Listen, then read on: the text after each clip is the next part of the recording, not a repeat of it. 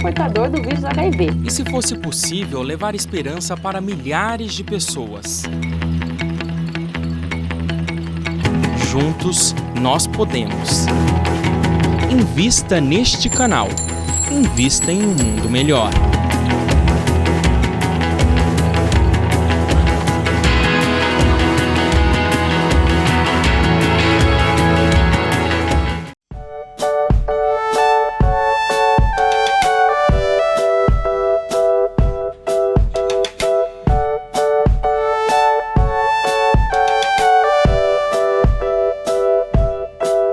Olá, aqui estamos com o programa Mediunidade hoje, no terceiro bloco, discorrendo um pouco sobre essa questão da sintonia mediúnica. Numa frase de Emmanuel, num pensamento de Emmanuel, inclusive que está aqui no próprio livro Seara dos Médiuns, que citamos, Emmanuel, ele diz que muitos médiuns, às vezes, eles costumam copiar a inércia dos manequins, né? A inércia dos manequins. E vejamos o que Kardec fala a respeito do trabalho dos espíritos. Que quando encontramos no médium o cérebro cheio de conhecimentos anteriores, latentes, próprios para facilitar nossas comunicações, dele nos servimos de preferência. É o que os espíritos disseram a Kardec. Quando encontramos no médium o cérebro cheio de conhecimentos anteriores, latentes, né? Aí se pergunta mais uma vez, onde é que fica animismo nisso aí, né? Quer dizer, é preciso que o médium ele arquive conhecimentos, que ele estude, que ele pesquise, que ele se aprimore, que ele estude a codificação, porque infelizmente, como dizia o professor Herculano Pires, o Espiritismo continua sendo o grande desconhecido. E nós ousaríamos, parafraseando o professor Herculano Pires, dizer que a mediunidade continua sendo uma grande desconhecida, lamentavelmente, para muitos médiuns, para a grande maioria dos médiuns, que começam na mediunidade e acham que os espíritos vão fazer tudo, e isto não acontece. Se você começa na mediunidade achando que os espíritos vão fazer tudo por seu intermédio, você vai ter uma decepção. Você vai ficar sempre na mesmice. Você precisa se aprimorar, estudar, conhecer. Repetindo aqui com Kardec, quando encontramos no médium o cérebro cheio de conhecimentos anteriores, latentes, próprios para facilitar nossas comunicações, dele nos servimos de preferência, porque com ele o fenômeno da comunicação nos é muito mais fácil do que com um médium cuja inteligência fosse limitada e cujos conhecimentos anteriores teriam sido insuficientes. É assim que nós vamos estabelecendo conexões com o mundo espiritual e facilitando o trabalho dos espíritos, através do estudo, da leitura, da reflexão, estabelecendo essa sintonia mediúnica.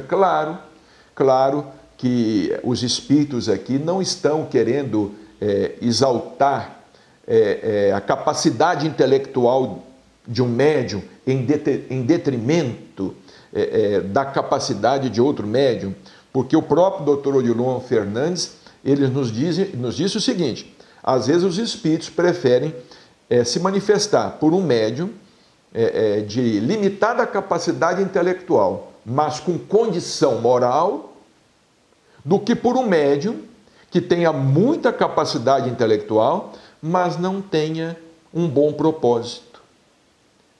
Nós precisamos de aliar as duas coisas. Agora, o que significa essa capacidade intelectual? É só apenas conhecimento acadêmico? É só cultura? Quer dizer que o médium tem que ser um poliglota? Ele tem que frequentar faculdades, universidades? Claro está que quanto mais ele conhecer, mais fácil fica. Mas os espíritos não estão querendo dizer isso. Os espíritos estão querendo dizer que o médium precisa de oferecer a base mínima necessária. A base mínima necessária para que eles possam atuar, fazer a multiplicação dos pães e dos peixes na mediunidade. Porque se o médium, vamos dizer, ele consegue entrar com 5 pães e 2 peixes na mediunidade, é só o que ele tem, assim como Jesus multiplicou 5 pães e 2 peixes para a multidão faminta, para mais de 5.000 pessoas, e fez sobrar 12 cestos.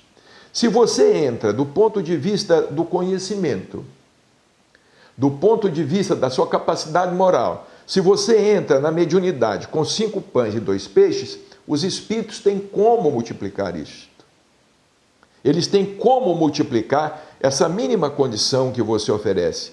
Agora, se você não oferece nada, eu fico me perguntando, será que Jesus teria multiplicado os pães e os peixes se os apóstolos não tivessem pelo menos 5 pães e 2 peixes? Será que ele teria feito isso? Chico Xavier nos dizia e insistia conosco. Ele falava, olha, nós precisamos de oferecer recursos à espiritualidade. Nós precisamos de oferecer o mínimo de nós à espiritualidade. E neste aspecto, oferecer o mínimo do ponto de vista intelectual e do ponto de vista moral. O médium não necessita ser um gênio, não é? Porque se ele chegar a gênio, ele não precisa de mediunidade, não é? Se ele chegar a gênio, ele próprio vai intuir as coisas, ele vai conhecer as coisas. O médium ele é intermediário de conhecimentos que extrapolam os seus, transcendem os seus e o comum das pessoas que existem na Terra. Ele está intermediando luz, intermediando conhecimentos.